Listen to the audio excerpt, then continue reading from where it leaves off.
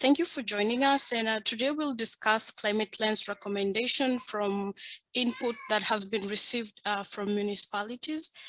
Before we begin the webinar, we will start with land acknowledgements.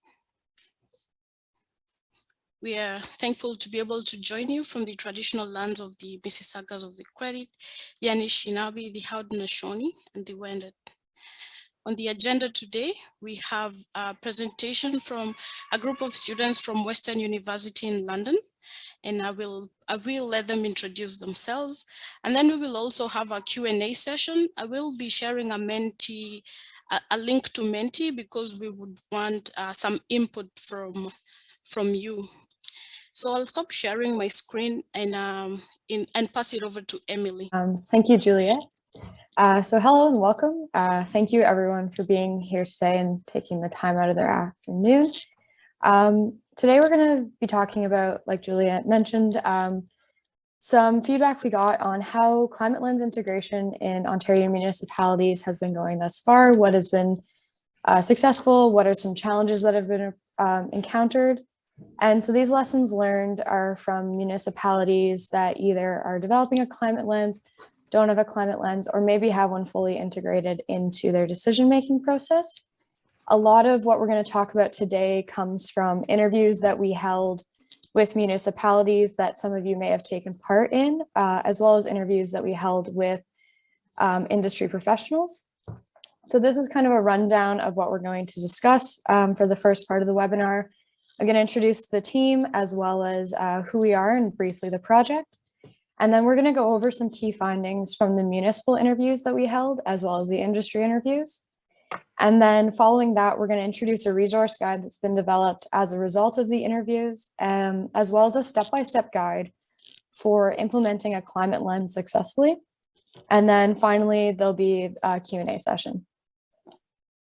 But to start off, my name's Emily Terpstra, and on the call with me today is Brooke Northey, Sandra Lutry, Cameron McDonald, and Evan Grant. We're all students at the University of Western, and we're candidates for the Masters of Environment and Sustainability. We did a project with the Clean Air Partnership as part of a culminating course project for our degree. And so this presentation is kind of the culmination of that project. And so the results we're presenting today are things that we believe would be of interest to everyone joining the session today. So we interviewed as part of our project 11 different municipalities in different formats. And through a series of questions, we accumulated the following 8 key findings. So you can see the first 4 on the screen, and the next 4 as well will come up. And so we're going to walk through each of the 8 key findings in a bit more detail and give some background. So we'll go through them one by one.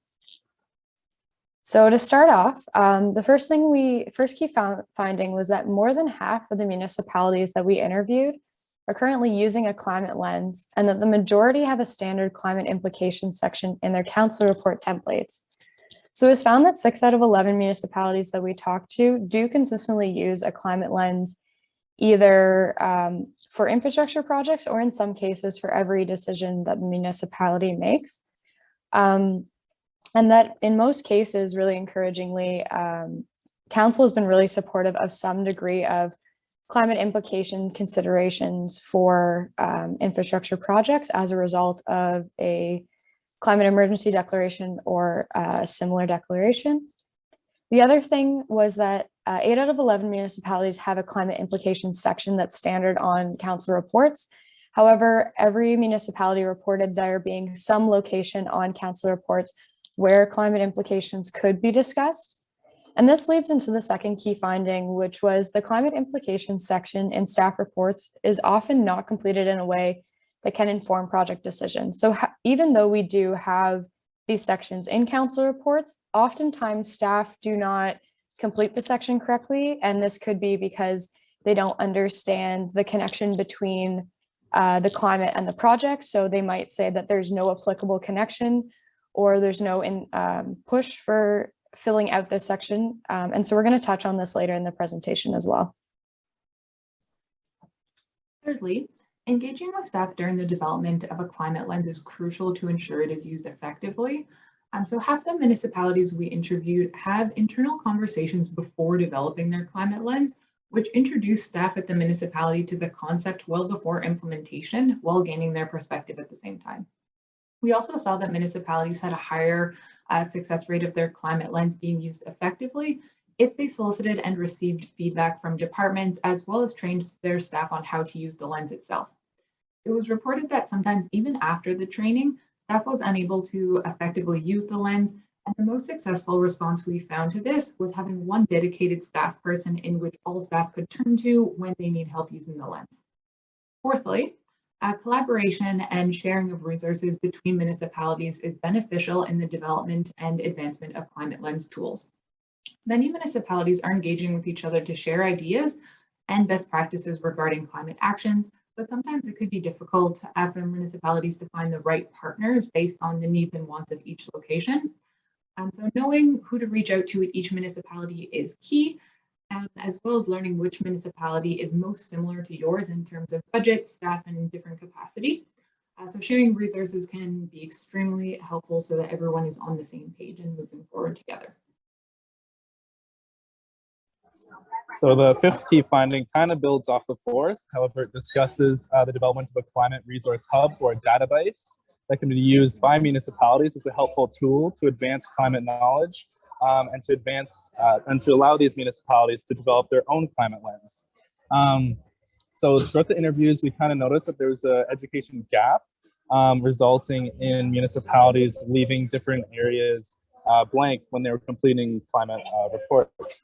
So for example, with the City of Toronto, they mentioned a climate implication section being often left blank, even for projects such as energy retrofit programs. So they developed a climate hub to address this issue and educate staff. So then staff were more informed on these climate implication sections, allowing them to properly complete them.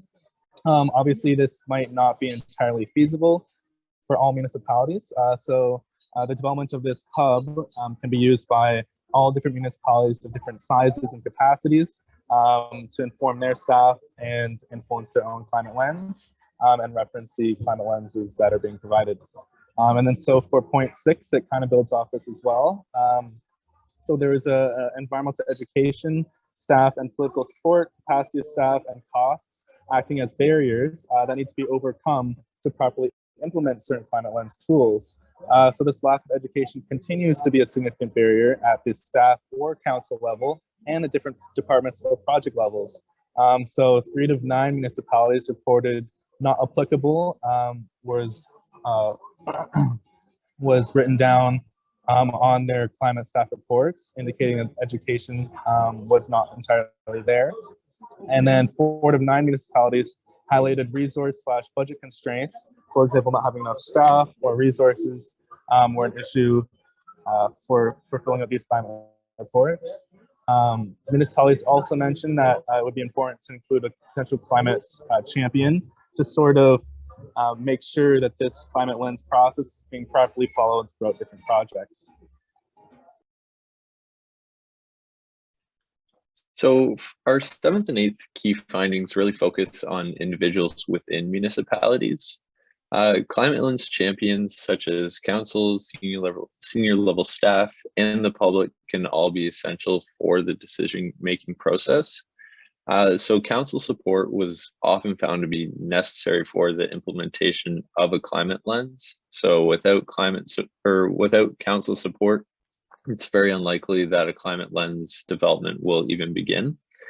Additionally, there was emphasis noted on the importance of senior level leadership involvement in the project. So like I mentioned, with council support, it's very unlikely that the project will be successful without senior level buy-in for the climate lens. And one that could be potentially overlooked is support from the public. So we've seen through many conversations that public pressure is really a driver for environmental considerations within municipalities, and it can be really helpful in making progress on climate lenses.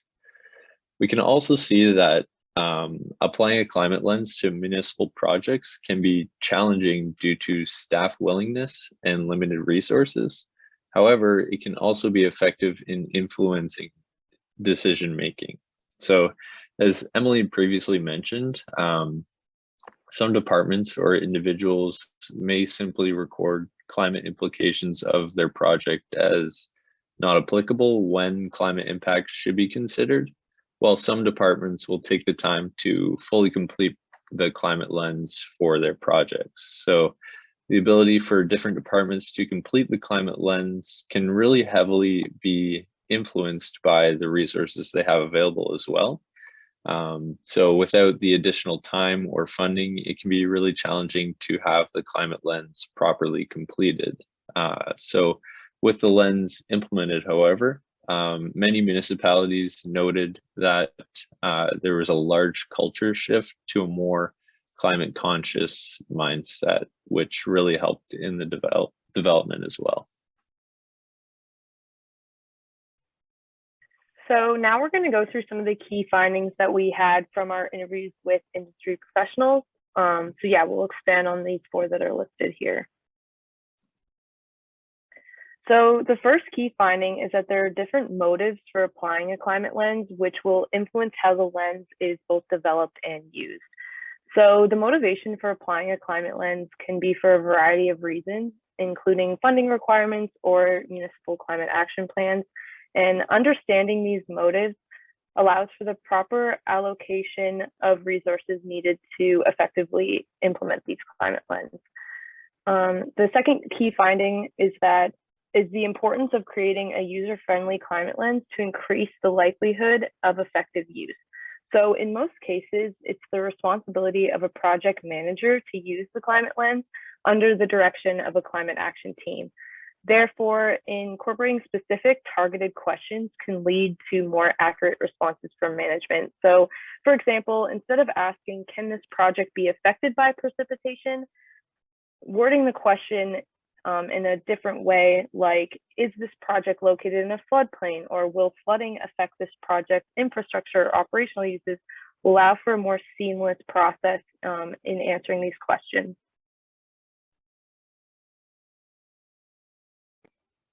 So the third point that we came across was ensuring that there's accessible support resources for users of Climate Lens. So this can be dedicated staff, which can serve as people to contact and discuss different Climate Lens, different uses of Climate Lenses. So this includes potential climate champions, resources, or a database and climate hub. Then the 4th point was that projects may experience vastly different outcomes depending on the phase at which the climate lens is being applied. So for example, if you use a climate lens in the earlier phases of a project, it might not properly address the potential climate impacts that it can have. When the climate lens is being applied at the end of the project, it might more adequately address how the project will impact the environment, whether negative impacts, whether there's positive impacts. So the phase of the project really needs to be taken into consideration when determining when the climate lens should be applied, so it properly assesses impacts.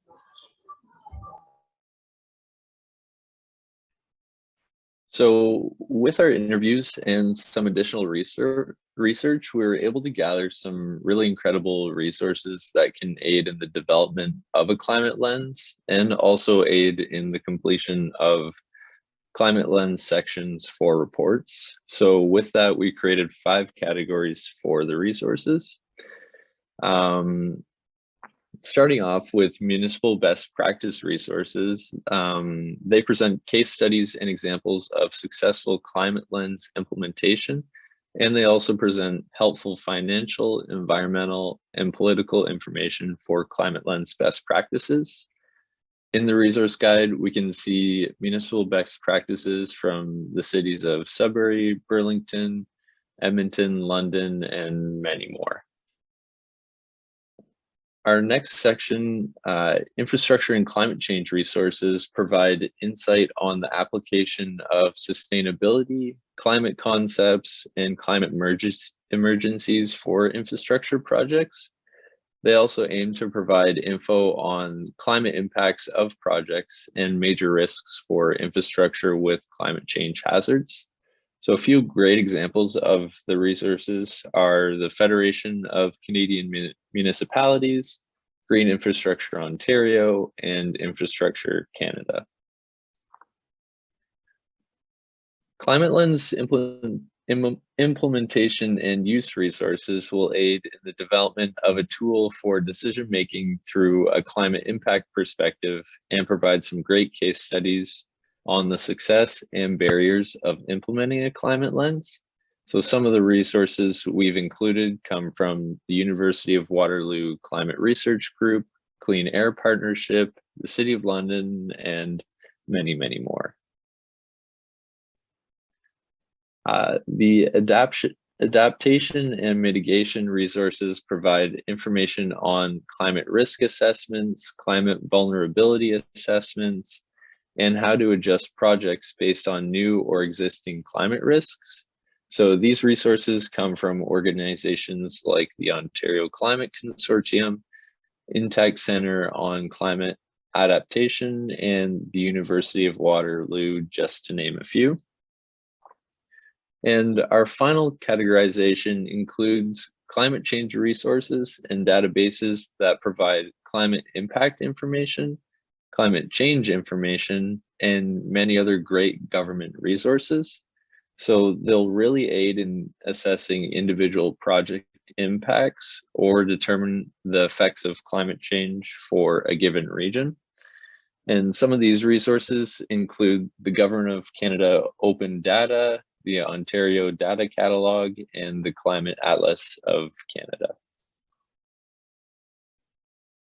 So using our research as well as information shared by the Clean Air Partnership, we outlined an 11-step process to implementing a climate lens, which can be used to generally guide implementation in municipalities. So the steps we've identified are as follows.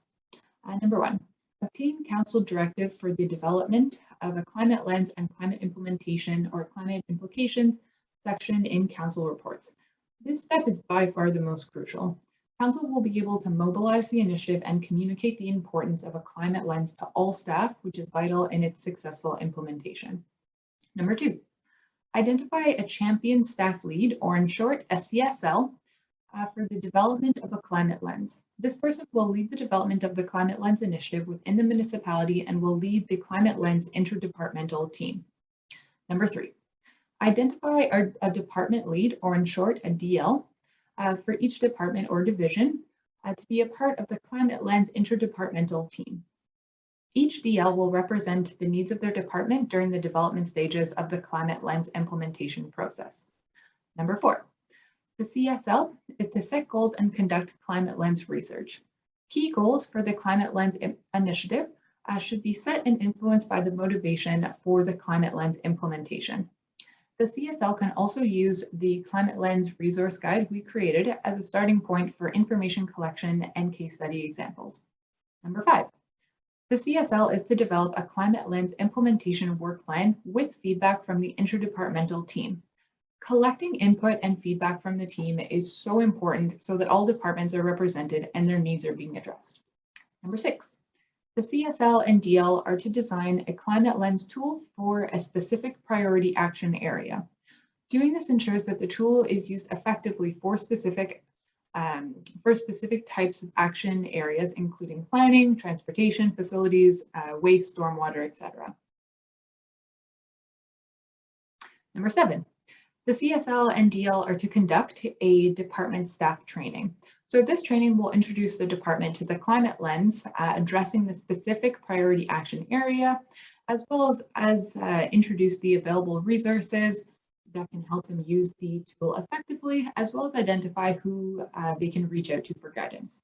Number 8, the CSL will solicit feedback from the department staff and adjust the tool accordingly. This will identify and address any gaps in the Climate Lens tool, ensuring its effective use as a framework for recognizing the climate implications of a project. Number 9, the CSL and DL are to recommunicate the available resources.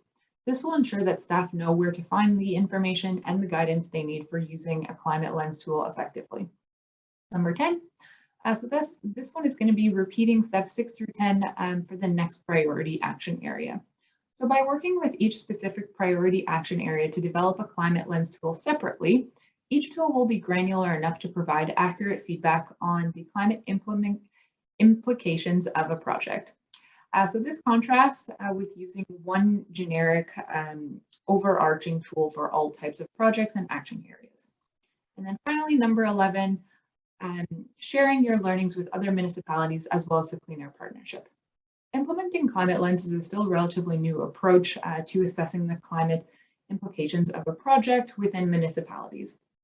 Sharing resources, lessons learned, frameworks, etc., with other municipalities as well as the Clean Air Partnership can help everyone to progress their own climate lenses and continue to strengthen the Municipal Climate Action Network.